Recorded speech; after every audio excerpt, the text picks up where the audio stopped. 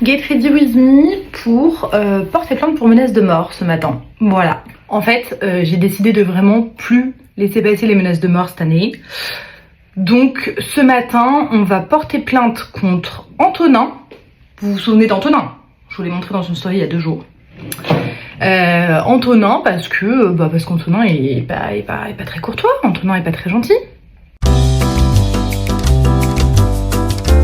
Là j'avoue j'hésite grandement pour ma tenue de plainte. Je pense qu'on va partir sur une petite chemise comme ça. Ça me paraît tout à fait approprié. Harry, est-ce que tu veux venir avec moi au commissariat? Bon, évidemment il fait un temps de merde, hein, un temps à aller porter plainte. Voilà.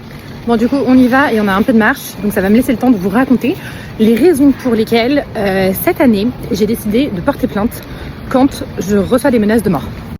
Bon, je vous cache pas que jusqu'ici, je le faisais pas. J'ai laissé passer littéralement des dizaines, voire peut-être une centaine, je sais pas, depuis 6 ans et demi de militantisme, il y en a eu beaucoup, de menaces de mort que je reçois sur les réseaux sociaux, tout simplement parce que je les prends pas vraiment au sérieux. Enfin, je rectifie, je ne les prenais pas vraiment au sérieux.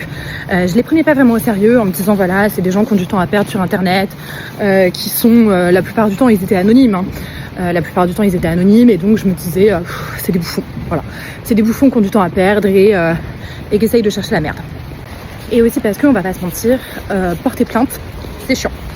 C'est chiant, il faut se déplacer, il faut se rendre au commissariat, il faut passer du temps à faire tout ça et souvent le résultat c'est rien, il se passe rien généralement. Pour une menace de mort anonyme sur internet, voilà, généralement il n'y a pas d'enquête, il se passe pas grand chose.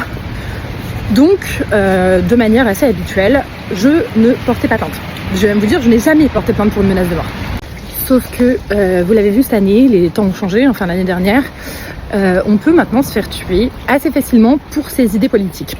Donc, j'ai décidé de le prendre au sérieux et de systématiquement porter plainte lorsque je recevais des messages de menaces de mort, tout simplement. Il y a aussi quelque chose qui est important, c'est que je pense qu'il ne faut pas que ça reste impuni. Je pense qu'il ne faut pas que ça soit habituel de pouvoir se dire ok, j'envoie à quelqu'un que je vais le retrouver et le tuer. Enfin, je veux dire, c'est quand même assez terrifiant de recevoir ce genre de choses. Même si je vous dis que je l'ai pas toujours pris au sérieux, il y a effectivement quand même pas mal de fois où dans la rue, j'ai peur pour ma sécurité.